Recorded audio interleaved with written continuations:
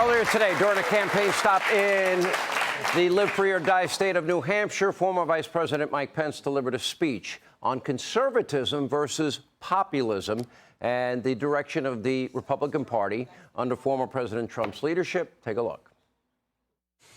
So I came here to Anselm College to simply say from my heart that Republican voters face a choice. In the days to come, will we be the party of conservatism, or will we follow the siren song of populism unmoored to conservative principles? All right, joining us now in studio, let's give a warm welcome. Former Vice President, 2024 Republican candidate Mike Pence is with us.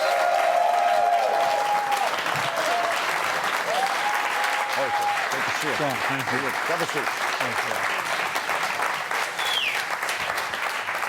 So obviously the line, a time for choosing, the famous Reagan speech. Right.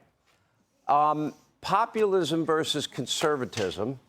You have said, and we've discussed this in great detail, you even said it in your speech today, that you are very proud of all the accomplishments of the Trump-Pence administration. I am. Okay.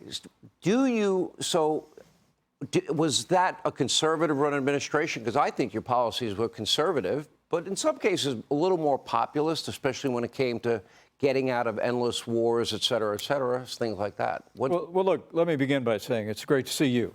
Thank you. And I'm running for president because I think this country's in a lot of trouble. I think we need new leadership in the White House, and we need to decide here and now that Joe Biden will never be reelected as president of the United States. But to do that, I think it's not just going to be, who is our standard bearer, but what we stand for. And I want to agree with you very strongly. I think in the Trump-Pence administration, we governed as conservatives. We rebuilt our military. We stood with our allies, stood up to our enemies. I mean, we cut taxes, rolled back regulation, unleashed American energy, created more than 7 million good-paying jobs, and achieved energy independence for the first time in 75 years. And maybe most important of all, we appointed 3 conservatives to our Supreme Court who gave America a new beginning for the right to life. So we governed as conservatives. But I must tell you, I honestly believe that there's a rising movement within the Republican Party that I think will be a part of a debate in this primary about whether or not we're going to stay on that track of those timeless conservative principles of a strong national defense, American leadership in the world, limited government, fiscal responsibility, and the right to life, or whether we're going to follow the siren song of populism, unmoored to conservative principle. And by that, I mean there are voices in our party that not just my former running mate, but others that were on that stage with me a few weeks ago, that want to walk away from American leadership on the world stage, literally want to abandon our commitment as the arsenal of democracy and the leader of the free world. On the national debt, look, we have a national debt the size of our nation's economy for the first time since World War II. Joe Biden's policy is insolvency. He won't even talk about the entitlements that represent 70% of our federal budget today.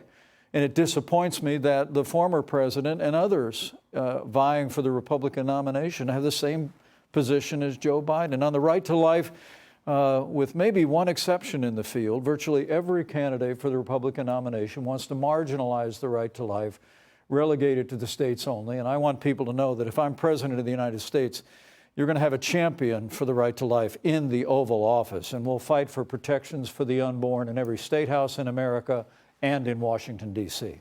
Let me get into a little bit more of the specifics.